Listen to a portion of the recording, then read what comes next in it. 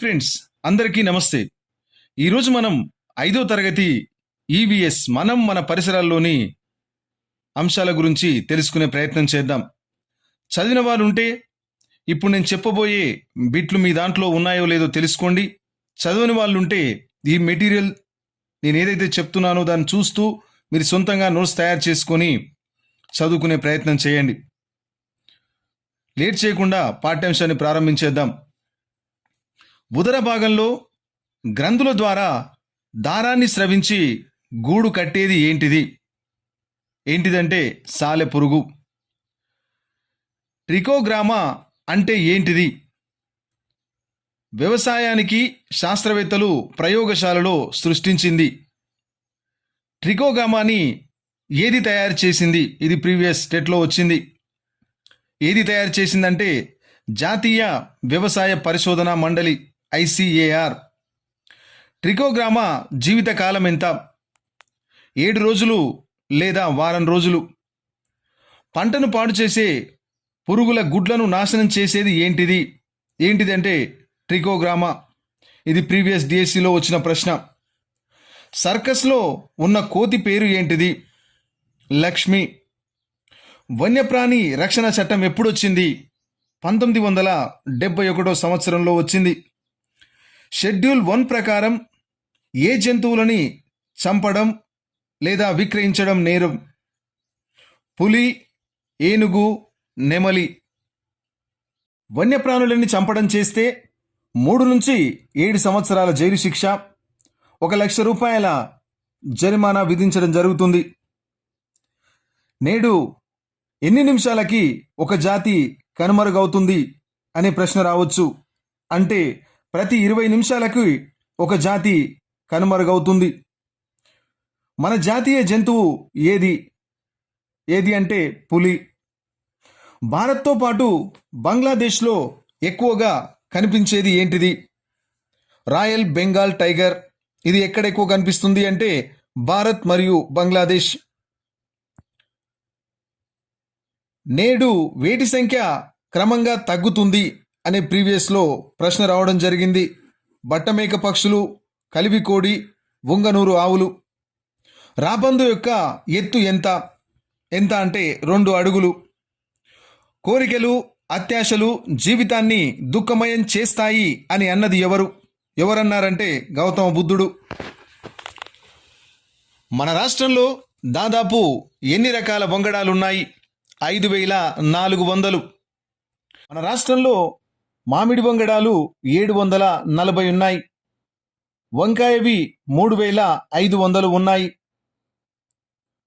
మన దేశంలో మొక్కల జన్యువులను సేకరించి భద్రపరిచే సంస్థ ఏది?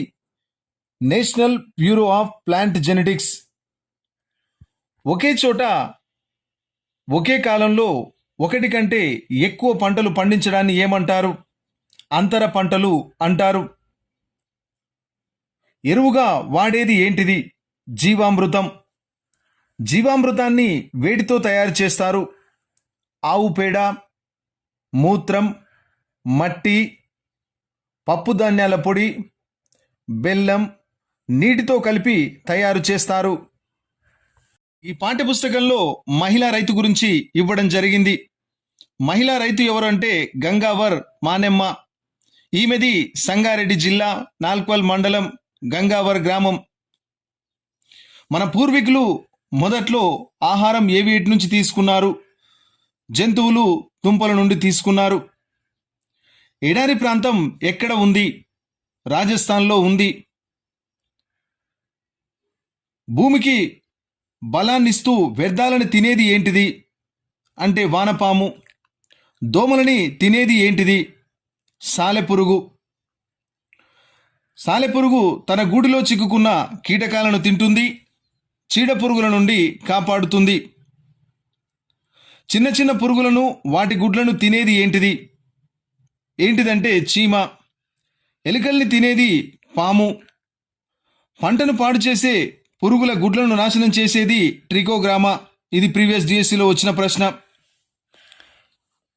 ఎద్దు కొమ్ములతో గుండీలు తయారు చేస్తారు. వర్మీ కంపోస్ట్ ఎరువుకు వాడేది లేదా ఉపయోగించేది ఏంటిది అంటే వానపాము. చీడపురుగుల తెగుళ్ల నివారణ కోసం వేటిని వాడుతారు? వేటినంటే వేప నూనె, పంచగవ్వ. ద్రవ రూపంలో ఉండే ఎరువు ఏంటిది? పంచగవ్వ. సూక్ష్మజీవి నాశనిగా పనిచేసేది ఏంటిది? పంచగవ్య. పంచగవ్యను ఏ విధంగా తయారు చేస్తారు? ఆవు మూత్రం, పేడ, నెయ్యి, పాలు, పెరుగు, అరటిపండు, కొబ్బరి నీళ్ళు, బెల్లం, నీటితో కలిపి తయారు చేస్తారు. సూక్ష్మజీవుల వృద్ధి చేసేదిగా ఉపయోగపడేది జీవామృతం. ఇది నేలను సారవంతం చేస్తుంది. గుడ్ల కొరకు పెంచే కోళ్లను లేయర్లు అని అంటారు. మాంసం కొరకు పెంచే కోళ్లను ఏమంటారు? బ్రాయిలర్లు. మానవ్వ దక్కన్ డెవలప్మెంట్ సొసైటీలో మెంబర్గా పనిచేసింది. తోగాళ్ళ అంటే కంది అని, తైదలు అంటే రాగులు అని, బొబ్బర్లు అంటే అలసంద అని అంటారు. వీటికి పేడ, వేప ఆకులు, వేప చెక్క మొదలైనవి ఎరువుగా వేస్తారు. వేపాకు కషాయం వాడడం వల్ల తెగుళ్ళు తక్కువగా వస్తాయి. నేల సారం బాగుంటుంది. గింజలు పురుగు పట్టకుండా వేటిని వాడుతారు? బూడిద వేపాకుల్ని వాడుతారు. సంగారెడ్డి జిల్లా జహీరాబాద్ సరౌండింగ్లో దక్కన్ డెవలప్మెంట్ సొసైటీ వాళ్ళు జీవ వైవిధ్య వ్యవసాయాన్ని ప్రోత్సహిస్తుంది. అంటే జీవ వైవిధ్యం ఎక్కడ మనం చూస్తామంటే దక్కన్ డెవలప్మెంట్ సొసైటీలో. పురుగు మందు కొట్టిన తర్వాత వాటిని కడగకుండా తింటే ఏమవుతుంది? క్యాన్సర్ వచ్చే అవకాశం ఉంది. మిరప, వెల్లుల్లి ద్రావణం, వేప నూనె, పొగాకు కషాయం, వావిలాకు కషాయం, పంచగవ్య మొదలైనవి పంటలపై అవసరమైనంతనే వాడాలి. ఆహార పంటలు ఏవి? ఇది ప్రీవియస్ టెట్ అండ్ డిఎస్సిలో వచ్చింది. వరి, జొన్న, పప్పు ధాన్యాలు, నూనె ధాన్యాలు, పండ్లు, కూరగాయలు ఆహార పంటలు. వాణిజ్య పంటలని వేటిని అంటారు? పత్తి, జనుము, మిర్చిని. వరి రకాల గురించి చూద్దాం. IR20, హంస, స్వర్ణ, మసూరి, బంగారు తీగ, సాంబా. కంది రకాలను చూద్దాం. ఎర్రకంది, నల్లకంది, ఆశ, నడిపి. వరి, జొన్న, శనగ పంటలకు పండడానికి ఎంత సమయం పడుతుంది అంటే 4 నెలలు పడుతుంది. జొన్న, శనగ పంటలను ఏ పంటలు అంటారు? ఆరుతడి లేదా వర్షాధార పంటలు. పంటకు ఎంత సమయం పడుతుంది? 6 నెలల సమయం పడుతుంది. కంది పంటను ఏ పంట అంటారు? ఆరుతడి పంట అంటారు. అడవులు భూమి మీద మొత్తం విస్తీర్ణంలో 1/3 అంటే ఎంత ఉండాలి? ఎంత అంటే 33% ఉండాలి. ప్రస్తుతం ఉన్న అడవుల శాతం ఎంత అంటే 21% ఉన్నాయి. పెద్దవిగా పెరిగే చెట్లను చిన్న చిన్న కుండీల్లో పెంచడాన్ని ఏమంటారంటే బొన్సాయ్ అంటారు. బొన్సాయినే వామన వృక్షాలు అని కూడా అంటారు. బొన్సాయ్ అనేది జపాన్ దేశపు సాంప్రదాయ కళ. కర్రకు డాంబర్ పూస్తే చెదలు రాదు. పాఠశాలలో చెట్లు అందించడానికి ఏర్పడింది council for green revolution. Council for green revolution ముఖ్య ఉద్దేశం ఏంటిది? ప్రకృతిని కాపాడడం కోసం ఇది ఏర్పడింది. కౌన్సిల్ ఫర్ గ్రీన్ రెవల్యూషన్ అనేది ఎన్ని మొక్కలు నాటింది అంటే 1 కోటి మొక్కలను నాటే కార్యక్రమానికి శ్రీకారం చుట్టింది. ఎన్ని పాఠశాలలో పంపిణీ చేసింది అంటే 650 పాఠశాలలో పంపిణీ చేసింది. దీని ఉద్దేశం ఒక స్టూడెంట్కి 5 ప్లాంట్స్ ఇవ్వాలి అని. కౌన్సిల్ ఫర్ గ్రీన్ రెవల్యూషన్ అధ్యక్షురాలు శ్రీమతి లీలా లక్ష్మారెడ్డి గారు. గ్రీన్ రెవల్యూషన్ చేపట్టింది ఏంటిదంటే వన ప్రేరణ ఉద్యమం.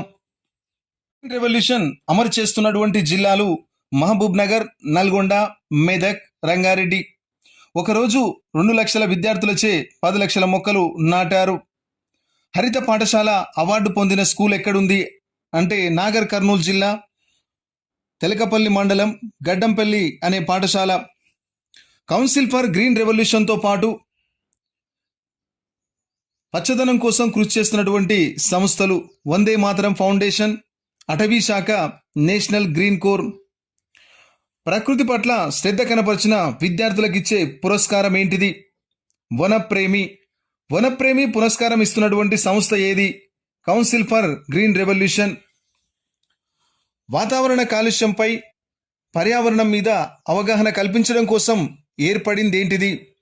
National green core. నగరాల్లో ఎంత % నివసిస్తున్నారు? 67% నివసిస్తున్నారు.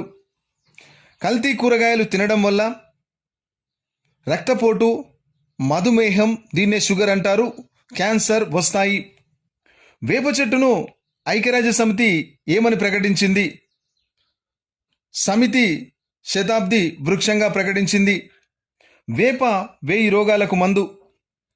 వ్యాధులకు ఖర్చు పెట్టకు వేలు, వేప మొక్కలు పెంచడం మేలు. ఫ్రెండ్స్, ఇది మొదటి పార్ట్ మాత్రమే. రెండో పార్ట్ నెక్స్ట్ వీడియోలో తెలుసుకుందాం. ఈ వీడియో మీకు నచ్చితే లైక్ చేయండి, షేర్ చేయండి, సబ్స్క్రైబ్ మాత్రం తప్పకుండా చేసుకోండి. థ్యాంక్ యూ ఫర్ వాచింగ్ మహిళా దర్బార్ అఫీషియల్. Thank you.